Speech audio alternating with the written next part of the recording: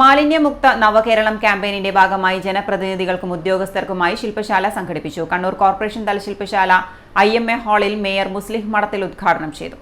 ഗാർഹിക ഉപഭോക്താക്കൾ തന്നെ ഒരുപാട് പേർ എൻ്റെ വാർഡിലായ ഓരോ കൗൺസിലർമാരും അവര് മനസ്സിരുത്തി ചിന്തിച്ചാൽ മനസ്സിലാക്കാൻ സാധിക്കും എൻ്റെ വാർഡിൽ എത്ര ആളുകൾ ഹരിതകർമ്മ സേനയിൽ ചേർന്നിട്ടുണ്ട് എന്നുള്ളത്. അതുകൊണ്ട് തന്നെ മാലിന്യം വലിച്ചെറിയുന്നത് ഇപ്പോഴും പരിപൂർണമായും ഇല്ലാതായിട്ടില്ല എന്നുള്ളതാണ്. നമ്മളതുമായി ബന്ധപ്പെട്ട് ക്യാമറകൾ സ്ഥാപിച്ചിട്ടുണ്ട് എന്നുള്ളതാണ്. മാലിന്യം വലിച്ചെറിയുന്നവരെ പിടിക്കാൻ വേണ്ടി ക്യാമറകൾ വിവിധ ഭാഗങ്ങളിൽ ഞങ്ങൾ സ്ഥാപിച്ചിട്ടുമുണ്ട്.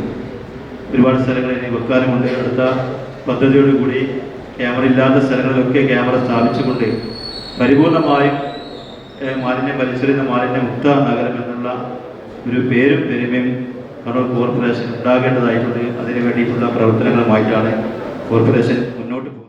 മാലിന്യമുക്ത കേരളം എന്ന ലക്ഷ്യത്തോടെ നവകേരളം സംസ്ഥാന ക്യാമ്പയിന്റെ ഭാഗമായിട്ടാണ് എല്ലാ തദ്ദേശ സ്ഥാപനങ്ങളിലും ശില്പശാലകൾ നടന്നു വരുന്നത്. ജനപ്രതിനിധികൾക്കും ഉദ്യോഗസ്ഥർക്കുമായിട്ടാണ് ശില്പശാല സംഘടിപ്പിക്കുന്നത്.